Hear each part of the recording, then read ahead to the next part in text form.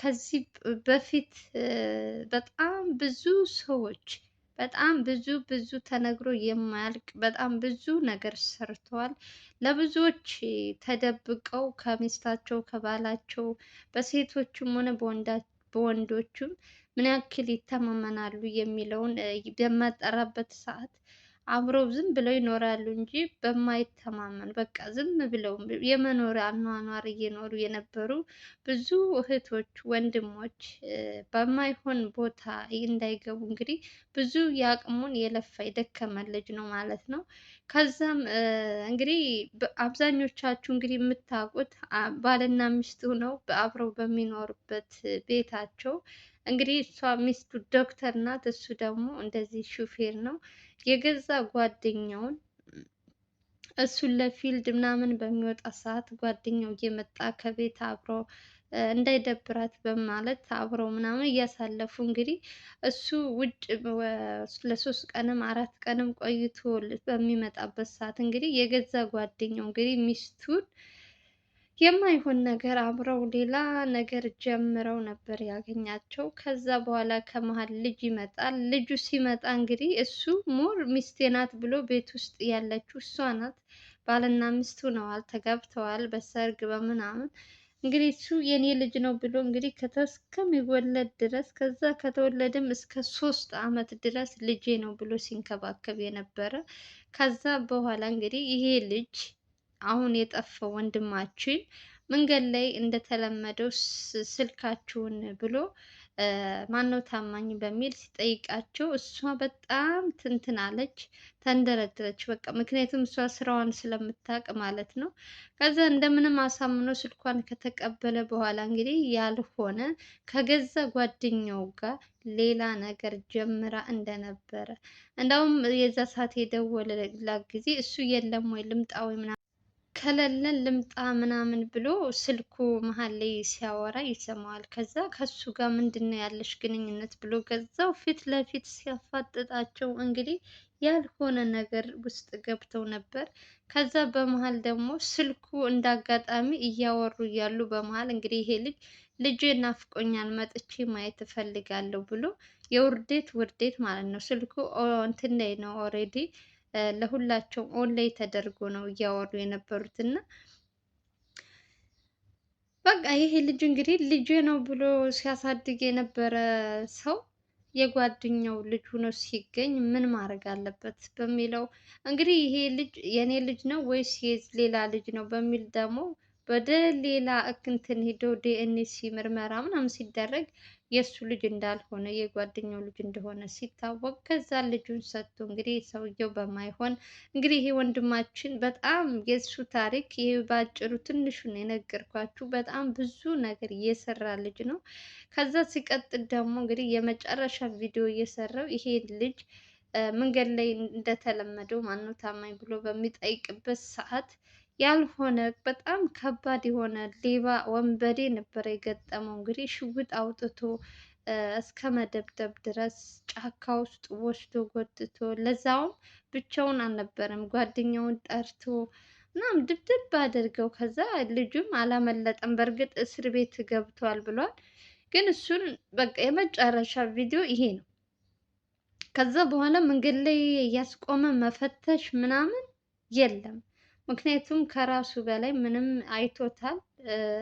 መከራውን አሳይቶ ነው እየደበደበው።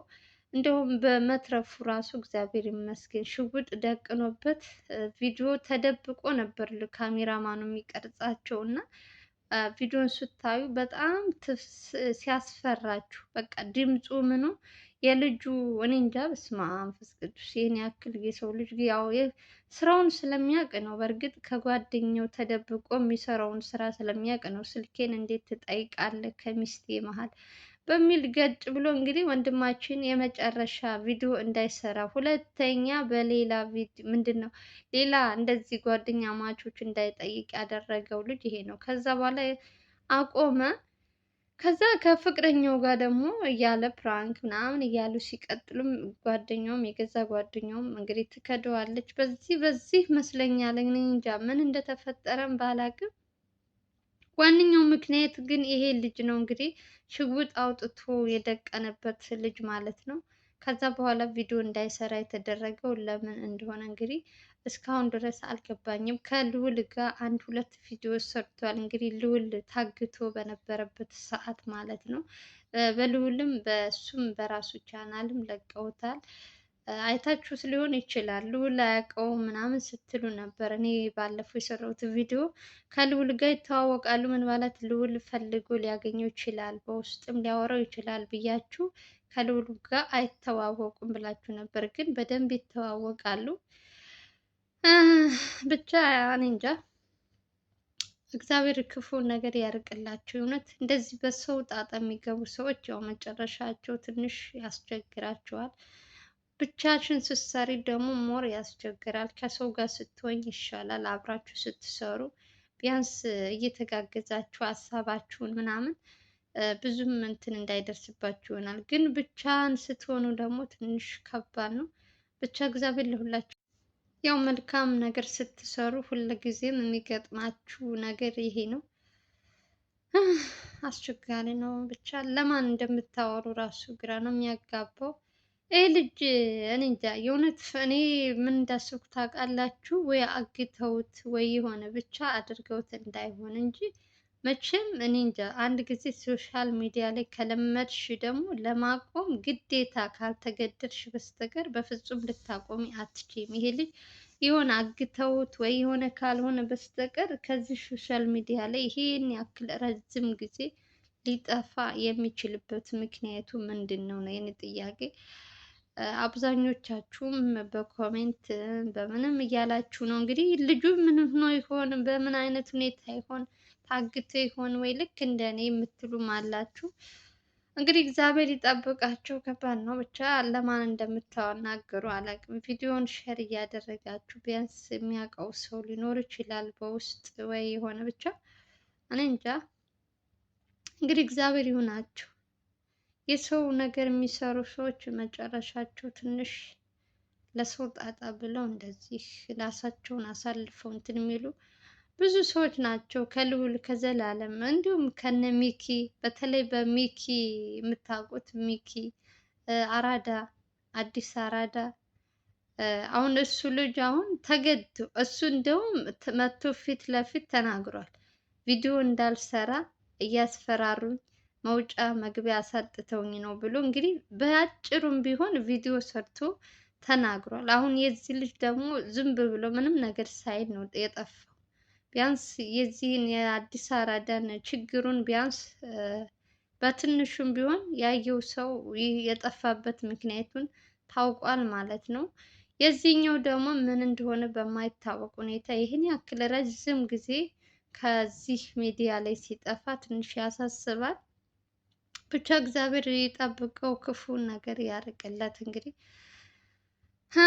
ጀርመሬ ያሰማን። እውነት እኔ ደግሞ የሆነ ሰው ለምጄ በቃ በተከታታይ ስከታተለው ቪዲዮ ምናምን ሲለቅ እንትን ሲል ከዛ ደግሞ ሲጠፉ ደግሞ የሆነ እንትን ቅርቅር ይላችኋል። እና ምን ሆነው ይሆን ምን አጋጥሟቸው ይሆን ትላላችሁ?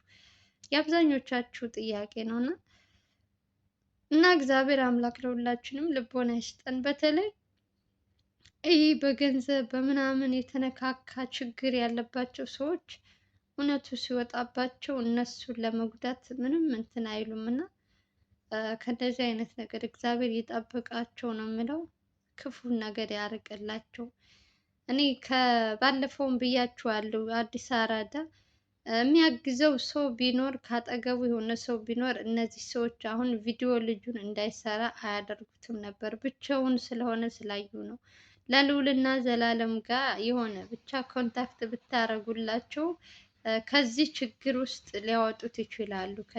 ከሱ ጋር እንዲሰራ ቢያደርጉት ምናምን ብያችሁ ነበር ለብዙዎቻችሁ።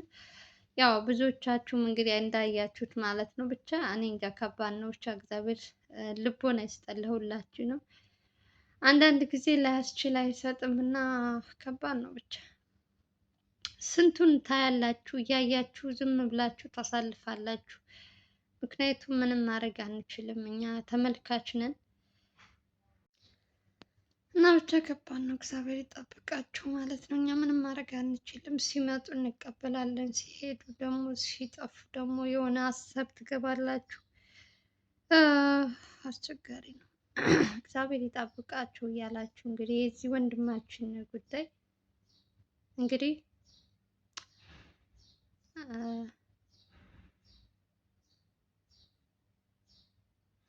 ክፉን ነገር ያርቅላቸው፣ ሁላቸውንም ባሉበት ሰላም ይብዛላቸው። እግዚአብሔር አምላክ ሀገራችን ኢትዮጵያንም ሰላም ያድርገው።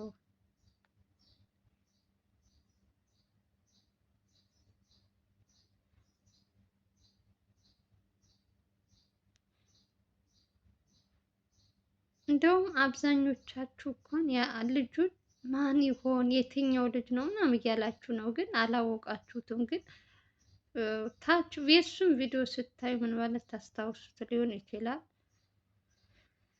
ያው የምትከታተሉት ላቁት ልታቁት ትችላላችሁ፣ የማትከታተሉት ደግሞ እንግዲህ ላታቁት ትችላላችሁ። ብቻ ቸር ወሬ ያሰማን፣ ምንም ነገር አይሆን እውነት ለሰው ብለው እንደዚህ ራሳቸውን እንትን የሚደርስባቸው ወንድሞቼ እውነት በጣም ነው የሚያሳዝኑ። እነሱ ለፍትህ ብለው ነው የቆሙት፣ ግን ደግሞ ጥላቶች ደግሞ እውነቱ ሲወጣባቸው ስለማይወዱ እነሱን ማገት፣ እነሱን ማሰቃየት ያው የለመዱት ስራቸው ነው። እንግዲህ እግዚአብሔር ለሁላችንም ልቦና ይስጠን ነው የምለው። ከእንደዚህ አይነት ነገር እግዚአብሔር ይጠብቀን።